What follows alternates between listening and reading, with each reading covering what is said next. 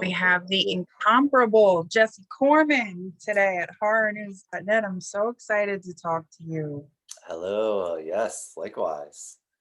So, first off, just tell us a little bit about yourself because you wear so many hats and you're doing so much stuff. Um, well, gosh, I don't even know where to start with these things sometimes. So, musician, I sing for a band called Number 12 Looks Like You. I am a photographer and a filmmaker. So I kind of limit the hats to those three categories these days. I've done many other things, but that's the three that I like to focus mainly on. I was on Instagram and I was looking at some of your photos and they're beautiful. And Oh, especially the thank Kurt you. Russell photo. Thanks. There's so much detail and you just feel so much emotion looking at that photo. How did you kind of get into photography and what sort of inspired that beautiful photo? Yeah, it was funny that those words you just said were Kurt's exact words when he. So I was photographing, and I had my digital tech station where you see the photos in real time, color graded. So I would take his photo, and then he would walk over to my computer, and he would look at the photo. He said those exact words, like, "There's so much emotion in here," and he's like, the way it's like capturing this look and everything. He was so happy with how it was going, which made me feel so excited to keep doing it. He kept going. He was telling me the story of who his character was. So he's like, okay, okay, he's his father who hasn't seen his son and who's been in the farm. And okay, let me try this look. And then he would go back. I'm like, of course, Kurt Russell, anything you like, man. And it was honestly it's like one of my absolute favorite photos I've ever done. That whole series of photos of Kurt of all time, just because like it was everything was perfect. But yeah, I got into photography after I left. After Number 12 had broken up, and I was doing music management. I was managing bands like Foxy Shazam, Bad Rabbits, and I was working with producers and songwriters.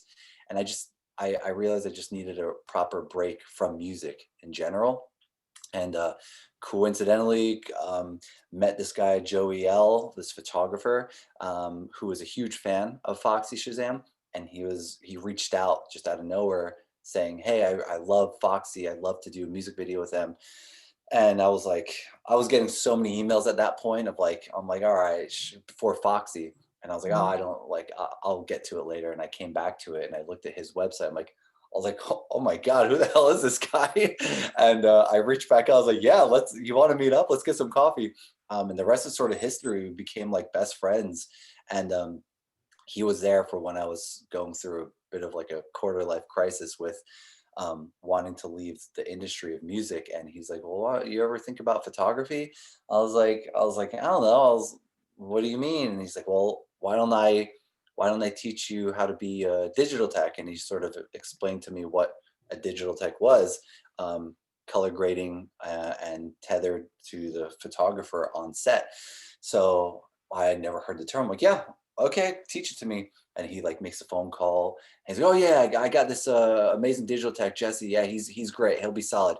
All right, cool. You're on your first job in 36 hours, Project Runway. And I was like, what? And so that was my first job. Um, I was a digital tech, so we went back to his house and we spent all night. We just drank Red Bulls and coffees, just watching tutorials of how to digital tech through this program called Capture One, and how when photos come in and how to digest them and color grade them in real time and how to output them. And it was really that was my first job, 36 hours after all that. Crazy. Why did you want to leave the music industry? Were you kind of on maybe creative burnout or just wanted to do something different for a while? I think it was just honestly, I think it was just the fact that it was all I did. I was 17. I just turned 17 when Number 12 started, when we started the band, and it's all I did. It was like Number 12, Number 12, Number 12, and it was touring, right now, but touring, right another album, touring, right another album, and it just didn't stop. It was like it consumed my life. So when you're in your late teen years, early 20s, and you're just touring like crazy, um, it's just a lot for anyone. So to sort of lose the foundation of their like childhood friends and everyone sort of growing up becoming adults, and I had nothing. I would leave, I would be gone, and then I'd come back and all my friends were going this way, that way, so I had no one to hang out with. I didn't know where to go. I didn't know what to do when I was home. I had more friends in Southern California than I did in New Jersey at that point. So it was just and then I was like, okay, I guess since I have all this free time, maybe I'll start working with other bands. And that's when we started Piermont and started having other bands that we were managing. Foxy Shazam was my first band that I ever worked with. And yeah, and that just consumed my life. And that was it. What are you currently working on with number 12 and music wise? So we put out an album in 2019, Wild Gods, and that was amazing. And then obviously the pandemic sort of put a halt to the world of touring. So we didn't tour for obvious reasons, which felt like we didn't also have any pressure to get into the studio and write another album. So I just decided to pursue more of the music videos side of things, directing and writing. And so I started doing that, doing a lot more music videos. So number 12 is starting to get back into the writing. And I just felt like with the evolution of number 12, I didn't really want to do the same album as Wild God. So we're going in a bit of a different direction that I'm not sure people, I mean, at this point, like our fans know we're weird. And so I don't know what to expect of what people will think of this new direction, but it's different. It's not like weird, like this avant-garde, like ambient music. It's different, but it's catchy. So yeah, that's what we're sort of working on. I think change is good though. I always think of Patton, like how many different band Yeah. groups and styles and genres of music that he's done. So Absolutely, and he does kind of, I mean, he's all over the place, and he's doing movies, he's getting yeah. paid a lot of money. Now, what can you tell us about? Can you say anything more about the album? And I did see a little clip on Instagram stories of you with Ben Wyman. Are you working with Ben Wyman? Yeah, we are definitely, can't talk too much about the new stuff, but with Ben, we're working together on, with movies. And I got him on board with these two John Malkovich movies. The first one is called Red Hour with Tyrese Gibson, John Malkovich. So that was his, I think his first feature that he scored. So I got him on board with that. And then the second one is called The Survivalist, which is not announced yet. So I guess it doesn't matter now. I'm already, I already said it, with John Malkovich and Jonathan Rhys Meyers. So they are both Ben's movies that he's scoring now. So we can reconnected at the, Dillinger sort of played their last shows, and he's, I want to get more into the movie scoring. I was like, how are you not already scoring so many movies? You're so talented. So we wound up connecting on this.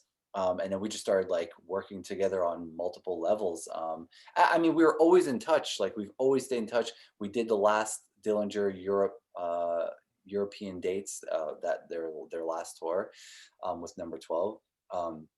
So when he got back into this whole thing with movies, now we're sort of like back to talking and working together, but now we're in this movie world.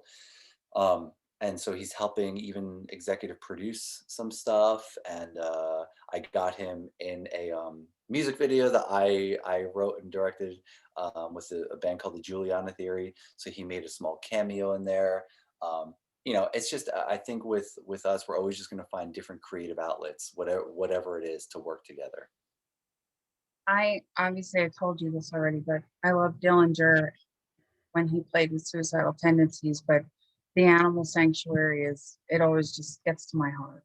Yeah, I agree. When he had that, I was like, this is like you're living the dream of all the friends who are like, oh, I'm gonna make enough money so I can buy a farm and live in the middle of the woods. He's like the only friend who actually did that. And it's so cool to see. Now, I want to ask you a little bit about the films, and Malkovich is probably top five, just one of the best actors. He's just incredible. One of the best and one of the absolute kindest. Now, what can you tell us about Separation and different projects that you are working on movie-wise? Because everything looks so unique, and from what I've seen so far, it's going to be good and different, which is good. Yeah. I'm very excited today. Just before we hopped on together today, I just got a notification. Um, they put out the trailer, the first trailer for Separation today, like literally, I think about an hour ago, 10 a.m. And it was the first time I saw it. So it was wild because um, we made the movie, maybe 2 years ago now, and it was such a beast of a movie. There's so many moving parts, and it took a long time just to get the movie even going. So Brett Detter from Juliana Theory had introduced me to William Brent Bell, who's the director, years ago, maybe I think a decade ago at this point. And we always stayed in touch. And Brent saw what I was doing with Yale Productions, who I'm a creative producer on. So he's like, we should do, we should do something together. I'm like, yeah, we really should do something together. I would love that. So this is our first marriage of Brent Bell coming on board with Yale Productions. And I was like, guys, hey, you guys here. Hey, you guys here. I was like, let's do a movie together. Like we can all benefit. And Separation was the birth child of this. And it was incredibly up my alley. I mean, anyone who knows me knows that I'm very, very into the weird, bizarre, avant-garde, dark aesthetic side of things, and this was right up that alley. It was like a horror slash drama. Had all the weird puppets, and it had all the weird creatures that we were able to create from fruition, like from nothing. We're like, oh, the the mother figure, we can have her sort of this, that, and it was like it was a dream. So yeah, we got Rupert Friend from Homeland.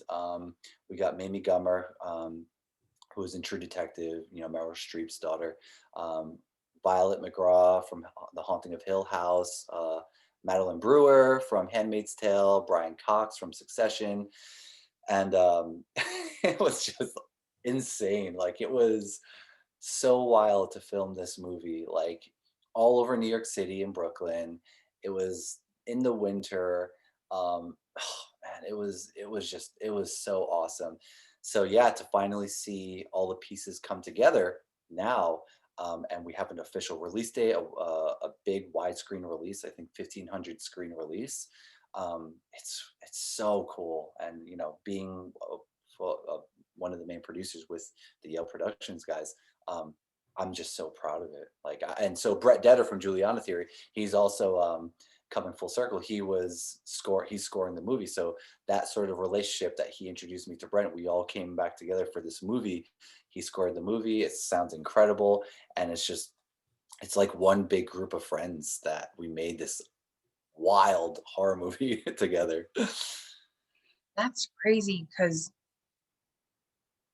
doing so many different things, and I think when you learn a bunch of different things and you're wearing all these hats and working in film, photography, music, do you kind of find a different creative aspect when you're working in the different fields, or does it sort of all just feel because you're an artist and you're just creating? Yeah, I think every industry that I've been in has helped the other industry in some way or shape or form. One sort of common thread that connects everything together is just story creating. Like it's creating stories, and it's telling a story. That's a common thread with all of it. With music, it was writing lyrics, telling a story. With photography, it was capturing a moment, which tells a story. With filmmaking, it's literally telling a story, like in a narrative sort of form. And even with music videos, because the music video stuff has been picking up like crazy recently. And again, short form storytelling. And that's sort of been the common thread, is like what connects people in every way, shape, and form, like, you know, stimulating all the senses. It's like, how can you stimulate as many senses as possible to tell this sort of story, put these people in this world? And I feel like I pick up something from every sort of corner of the world that I'm in to sort of bring it all together. Even in music with Number 12, when we broke up in 2009, we had this big 7-year break. I only came back to it because I was so happy in my life, and I felt like it was time to come back to my first love, music. And I had such a sharper, clear image of how to storytell with, okay, lyrically, I want to go here. Melodically, with how I'm singing these vocals, I want to go here. Visually, with the whole album look, I want to go here. And it was like I felt sharper there. And then I went back to the, you know, back in the music world, the movie world. I was like, there, you know, we have there's in different movies, you have different songs that are in there, or the composers, and I'm now able to be like, hey, you know, Brett Detter and Ben Wyman and, you know, some other friends that I've worked with, come over here, let's use your like music skills and bring them into this world. So it's really like they all like, yeah, it all helps one another. Have you ever scored any films? Are you ever going to do that maybe?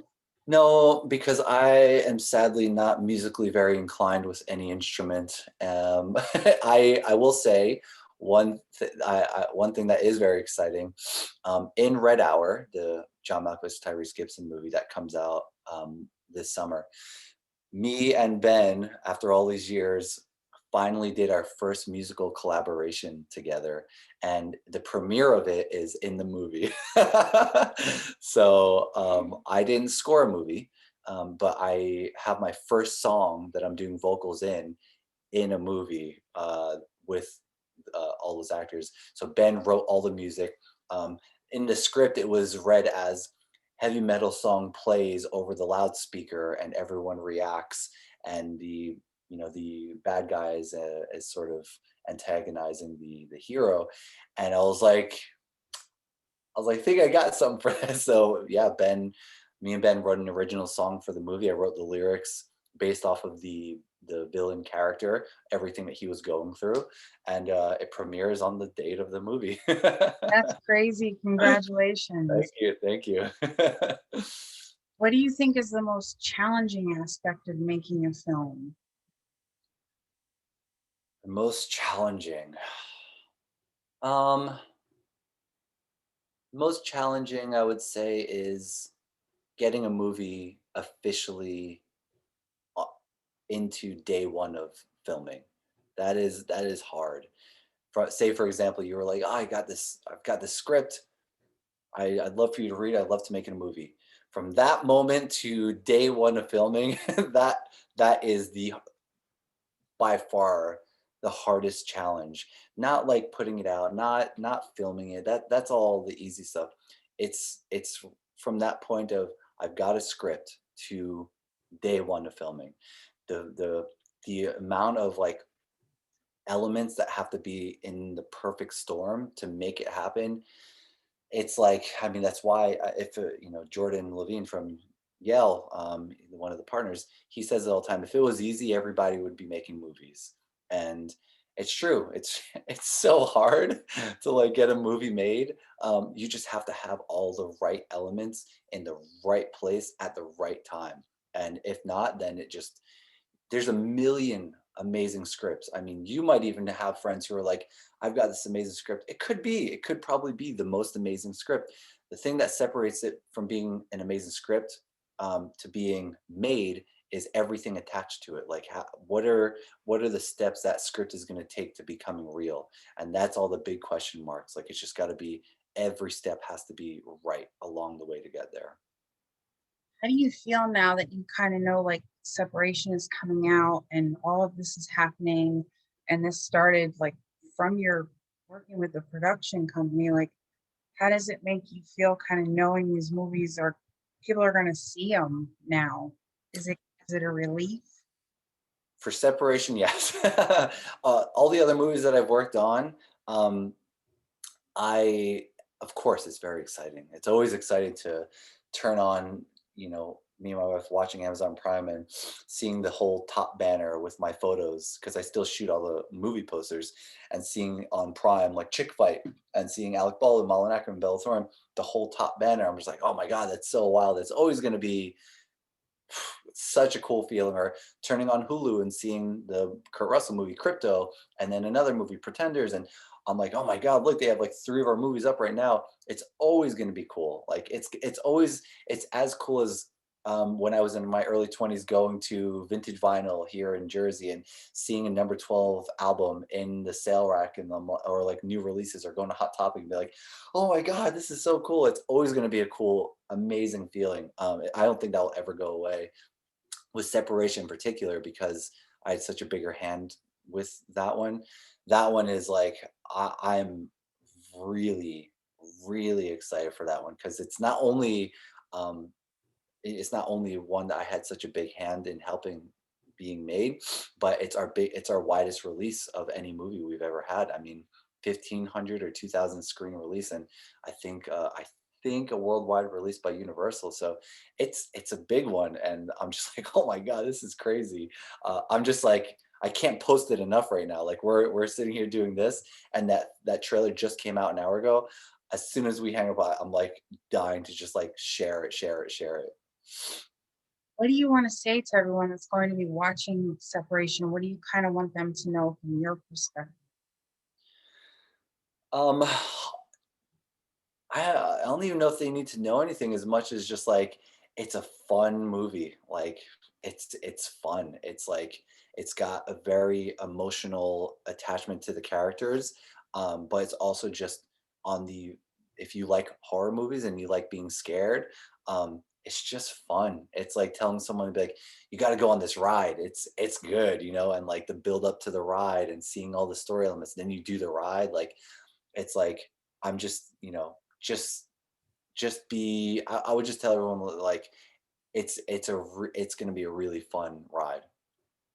The poster that's on IMDb, because I am looking at that now. Did you do that poster? Oh, I didn't even see what the poster is. Is there a poster up there? Let me see. It looks like a lady and a man, and it's kind of faded out with a really like awesome shadow kind of look. Oh, no, no. God, they're supposed to change that. I didn't do that.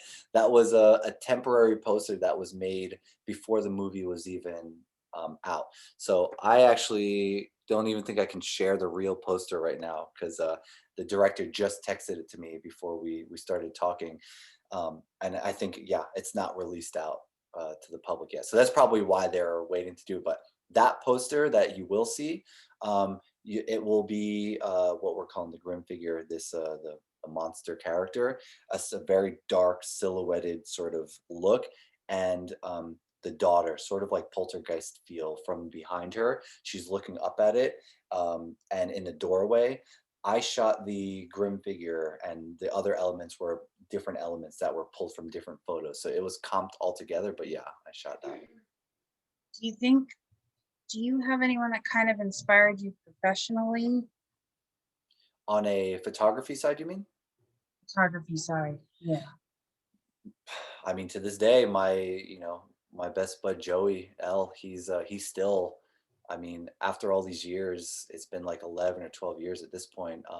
He still inspires me for sure because I mean, he taught me everything that I know, but like he's one of the guys who just is constantly one-upping himself, and I'm just like, God, like just when you thought like you can really settle into this aesthetic, this look that that people know immediately as you then one up it, and it's just I'm just like, oh, it's like I'll never feel like I'm a real photographer because there's all my friends are so much I feel like so much better than what I'm doing, and I love seeing them. So that's why like I'm always constantly inspired by everyone. I feel like you kind of need inspiration all the time to keep pushing yourself. I mean, there's people who are very good at what they do and they sort of get in their own ways, like Steve McCurry, arguably one of the best portrait photographers of our time. He is like someone who is also very inspirational because I worked with him last year for a Lavazza calendar, and I filmed a little segment on him, and seeing him in action was sort of just like, oh my God, this is like a living legend, and like you're seeing him do his magic. So yeah, those people definitely inspire me for sure. With your amount of like insane creativity, do you ever think you would write and direct a film? Yes. That's it. That's a yes. Um, I'm actually in the middle of right now texting with another actor about my first directorial debut feature, and he's helping me cast the movie. So I have him on board as one of the bad guys, but we're trying to figure out who our lead is. But yeah, I have a can't really talk too much about because it's so much in development, but very much so that I'm hoping to have my first directorial debut filming this summer. Yeah, so all these music videos I feel like have just been sort of like getting me in that right headspace and get ready for this movie that I'm working on, and just like being able to tell these short form um, music videos and short form storytelling. So I'll have a whole hour and a half or whatever, 90 minutes to tell a real story with no music. It's going to be a dream. Music videos always kind of feel like little films, though. I mean, even just watching a music video, you're kind of like, oh, where did that story come from, or why did they do Yeah. that? So that is fascinating. Yeah. And that's what I want to focus on. I've been doing quite a bit of them recently. Even the one that we just put out, the Juliana Theory, Top of the World. I mean, it's been out for less than a week, and it's closing in on 50,000 views, which is awesome. And it's like tomorrow will be the 1 week since it's been out, and it's wild because like you see, it's just like this. It's a bit like a very lighthearted film, a black metal singer running through the woods singing this really lighthearted, like beautiful summer feel song. And there is a story behind it. The story is, the song starts off with Ben Wyman being this heavy metal director who's like, oh yeah, I got that brutal, brutal. And then I sort of venture off into the woods and I sing this song. And the story is we all have this hard shell, but we all have our guilty pleasures. We all have the thing that we don't really want everyone to know we are into. And it's sort of showcasing like, yeah, like you have that side. Come on, we all do. It's okay to show it. Because look what happens when you show it. Look how good it makes you feel. And that irony is, it was really the pivotal storytelling part to it, is like showing the irony of this dark, demonic looking heavy metal singer smiling and singing with birds and singing at the top of a cliff. I'm at the top of the world and just feeling super good. It's a story, it's something that we can, I think, possibly all relate to. So I think that is like the core of everything is the storytelling. Is if you can tell a good story that will outlive us all, it will be the time capsule of this time and moment for 100 years from now. Because I know for me, I love seeing what was happening. Like, oh my God, look at that! 50 years ago, look at what they were doing. That's so wild. Did they think that they were going to be starting this revolution or anything? I just find that fascinating. Did you create your look for the video, and are you kind of going to be involved with the creatures and special effects and different things? For separation, Yes. me and the director, Brent Bell. He was at the helm of the ship for sure, just running point on all the creative. But I was there being like digesting it all, outsourcing different, like, oh, this guy makes really creepy masks, and oh, this guy, so Brent had this guy Jambor, from Hungary, who created all these eerie puppets. Oh, so beautiful, so disturbing. And I see your saw doll over there, Jigsaw, and that's very much like what we created with the Grizzly Kin, they're called in Separation. They're a group of like misfit puppets, and they all have their own story. And oh, I don't want to spoil anything, but they're in this very dark universe, which is so beautiful. And yeah, and me and Brent would sit inside of his office before going into filming, and we would just sit there sending each other like all day, all night, creepy images, just like like two freaks just sending each other like, look how scary this is, look how scary that is, and we would just go back and forth, and like that helped create the look and aesthetic of everything in these moments. Um, and man, it was just such a dream. Like it was such a dream, and I'm so grateful for all the movies that we do at Yale. But this one in particular, Separation, because that genre is something that really I've been into horror for as long as I can remember. That one really that was it for me. That was really what I wanted. That was coming next. What kind of horror movies did you grow up on, and who did you love growing up?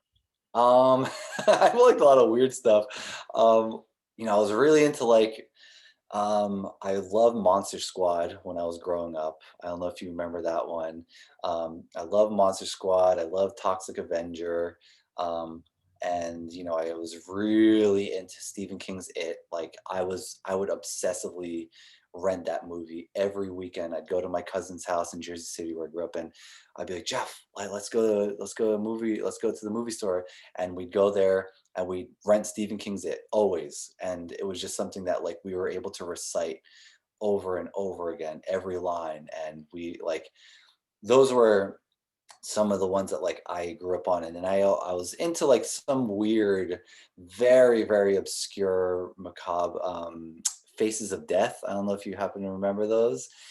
I don't know how they let us kids rent that. I mean, when I tell you I was a kid, I was like 10, 11, 12, and we were renting like that is like legitimately like R, like far past R rated. Like I can't even believe that it was available for rent. Like that's stuff that's banned at this point. But we would go and rent Faces of Death, and we would be like, "Oh God, oh man, huh, what? Oh God!" And it was just like so. I was really into that, like really dark, dark stuff, just because I love seeing how dark things can get. But I think just like the world now, I think it's just the same thing. I think it's just like we're very attracted to that sort of what's that saying? It's like a train wreck you can't turn away, and we're very attracted to that side of the dead, very fascinated, and we are. And I think I was always that way even when I was young. Not saying that like I'm a crazy person who's like this like serial killer, or like it has nothing to do with that. It's just a fascination. Like is I find it incredibly intriguing, incredibly like fascinating, and beautiful elements to it. And I think it's just I think being able to like tinker on that world, and bring elements of that into the world, because I'm not into like I love House of a Thousand Corpses, I love Devil's Rejects, I love those movies. For me personally, to go and make those kind of movies, not really my thing. I'm more into that. I'm much more into the psychological horror side of things. That's really my world. I love that stuff. Um, and yeah, that's like sort of I think the cotton that sort of uh, quilted me to who I am today, with that sort of very dark undertone. You ever get a chance, and maybe you've seen it already, but Alfred Hitchcock, I'm not sure if it was Alfred Hitchcock Presents or like just one of the shows, but there's a story called An Unlocked Window. Oh, Really creepy, like really, really psychological, and it, it's amazing. Just unlocked window. an unlocked window. Yeah. Oh, yeah, I'll definitely check it out. Now, for me, I think horror has always been an escape from like the real life horrors that happen to Mhm. us in life. So, being a horror fan, like growing up, like my house was always a house where we could watch horror movies because my mom's an artist, and she sort of was like, "Oh, that's just art," and Yeah, everybody else, yeah. how do you sleep at night? Like, oh my God, you're gonna be but I think they're beautiful movies, and I think some of them have messages. Some of them, we just watch them for fun. Grab popcorn, watch a movie.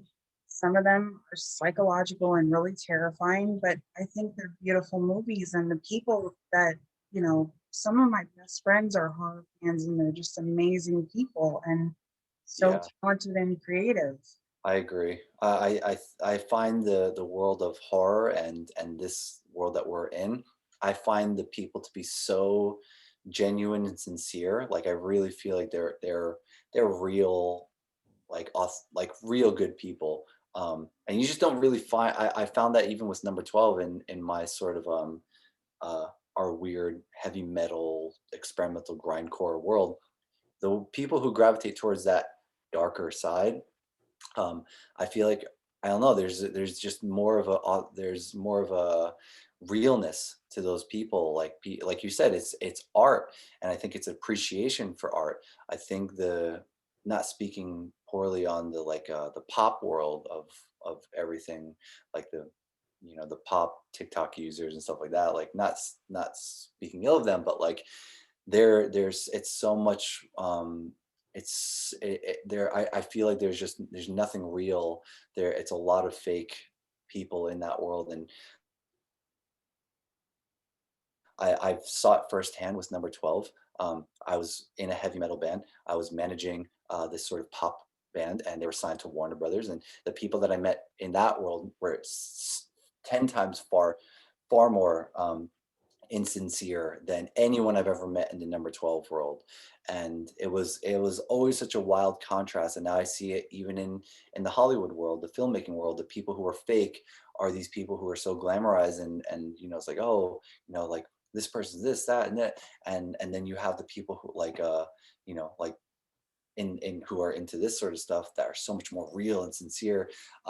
But it's across every industry. It's everything.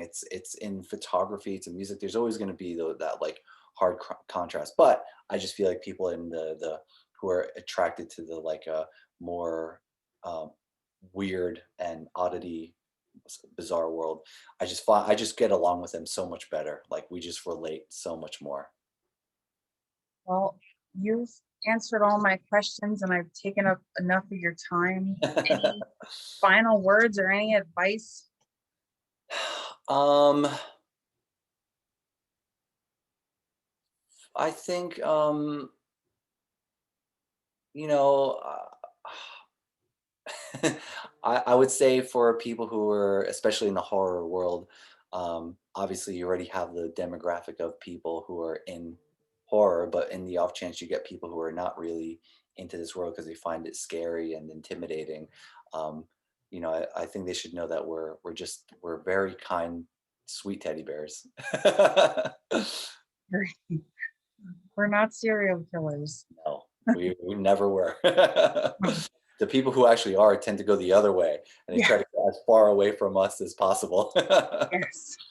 So, I thank you so much, Jesse, for taking the time to talk to me of today. It course, was an honor and absolutely. so excited to see the films and just keep creating amazing work. We need it so much. Absolutely, thank you so much, and thank you for this, and I can't wait to, yeah,